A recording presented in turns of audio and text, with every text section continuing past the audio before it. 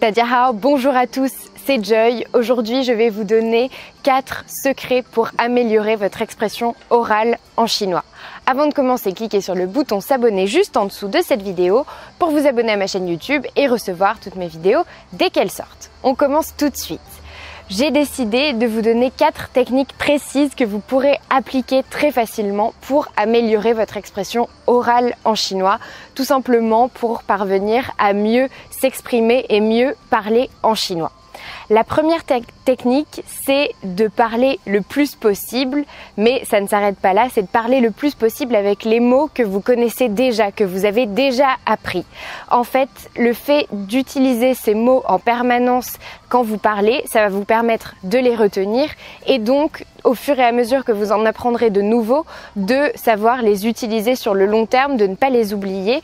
Et aussi, ça va vous donner confiance en vous parce que vous allez savoir dire les choses puisque vous utiliserez uniquement des mots que vous avez déjà appris. Ça va faire que vous allez vous dire que vous parlez bien. Et c'est une bonne chose pour continuer sur le long terme.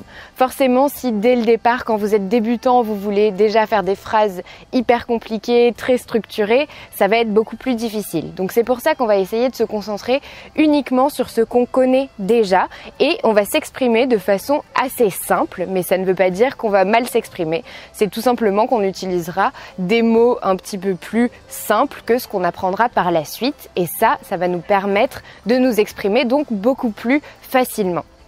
Ensuite, la deuxième technique, c'est d'apprendre des phrases que vous trouverez donc dans les livres ou dans n'importe où en fait, où vous pouvez demander à un ami chinois par exemple, apprendre des phrases qui sont déjà bien construites et les apprendre par cœur si je puis dire pour pouvoir les réutiliser. Ça, l'avantage de cette méthode, c'est que ça va vous permettre donc d'apprendre des phrases qui sont grammaticalement correctes et parfois c'est vrai qu'en chinois on a du mal à trouver la façon de construire la phrase, donc si vous vous focalisez sur l'apprentissage d'une phrase qui est déjà correcte, après vous pourrez la réemployer et le fait de faire ça, ça va vous faire vous souvenir donc de ces structures grammaticales pareil sur le long terme et après vous saurez les employer dans n'importe quel contexte. Mais au départ, si vous en apprenez, je sais pas, 10 phrases par exemple, ça peut être vraiment une bonne chose pour vous pour pouvoir retenir une bonne structure, pour pouvoir réutiliser la phrase et donc progresser dans votre expression orale. Moi, j'ai testé cette technique et je l'ai trouvée vraiment très efficace. La troisième technique, c'est de trouver un partenaire de langue chinois parce que ça va vous forcer donc à parler le plus souvent possible et surtout ce sera un natif, donc vous entendrez à votre tour les bons sons, les bonnes structures grammaticales. Ça va aussi vous aider à améliorer votre expression parce qu'en général, on imite la personne qu'on a en face de nous. Donc si vous avez un natif, ça va être encore mieux pour vous pour pouvoir imiter ce qu'il vous dit. Bien sûr, il pourra se mettre à votre niveau si vous êtes débutant ou si vous n'avez pas encore beaucoup de vocabulaire pour vous aider à comprendre et à vous expliquer comment on va former une phrase, comment on va prononcer tel ou tel mot en chinois. Donc, pour trouver un partenaire de langue, vous avez beaucoup de possibilités différentes. Vous pouvez chercher sur Internet, il existe des applications comme Tandem. Après, il faut que vous fassiez un rendez-vous, par exemple, une fois par semaine au moins avec cette personne.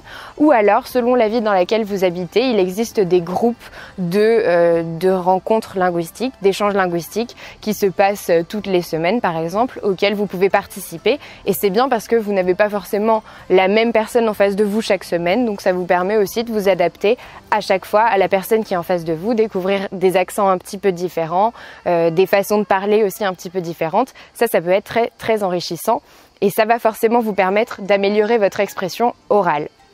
La quatrième méthode, c'est de répéter des phrases que vous allez entendre et de vous enregistrer pendant que vous les répétez.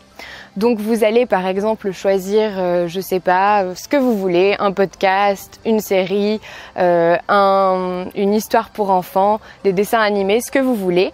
Des phrases peut-être pas trop compliquées, donc si vous êtes d'un niveau débutant, et des phrases un peu plus avancées si vous avez un niveau intermédiaire. Et vous allez écouter ces phrases et vous allez les répéter en vous enregistrant. Le fait de les répéter, c'est déjà un très bon exercice, mais parfois on répète les choses, on a l'impression qu'elles sont exactement comme ce qu'on avait entendu, mais en fait pas du tout. Donc c'est pour ça qu'on va s'enregistrer. Si on s'enregistre, on va réécouter l'enregistrement et on va réaliser que par exemple le ton n'était pas bon sur tel ou tel mot, qu'on n'a pas prononcé exactement de la même façon le pinyin de tel ou tel mot. Et ça va nous permettre de corriger donc les erreurs qu'on fait, dont on ne se rend pas compte au quotidien quand on parle justement avec des natifs ou quand on parle tout seul à la maison pour réviser. Et ce n'est qu'en s'enregistrant qu'on va pouvoir réaliser que ces erreurs sont récurrentes chez nous, parce que parfois c'est vrai qu'on prend des tics de langage et qu'on va pouvoir les corriger grâce à ça. Donc une fois que vous vous êtes enregistré, vous réécoutez et vous vous corrigez. Et après, vous allez comprendre un petit peu plus les erreurs que vous faites et vous allez donc les effacer au fur et à mesure. Ça va vous permettre d'avoir une prononciation irréprochable et ça va faire que vous allez aussi apprendre à faire des phrases qui sont correctes, comme on l'avait vu dans une autre méthode. En tout cas, pour améliorer son expression orale, le plus important, c'est de ne pas avoir honte de parler. J'ai déjà fait une vidéo à ce sujet que je vous remettrai juste ici, mais c'est vrai qu'il y a beaucoup de personnes qui sont timides, qui ont honte de parler, qui se disent « Ah oui, mais je suis pas assez bon, je suis pas bon en chinois, donc j'ai honte de parler ». Déjà, ce n'est pas être assez bon, c'est simplement être débutant. Et ça, c'est normal. Quand on commence une langue, on est forcément débutant.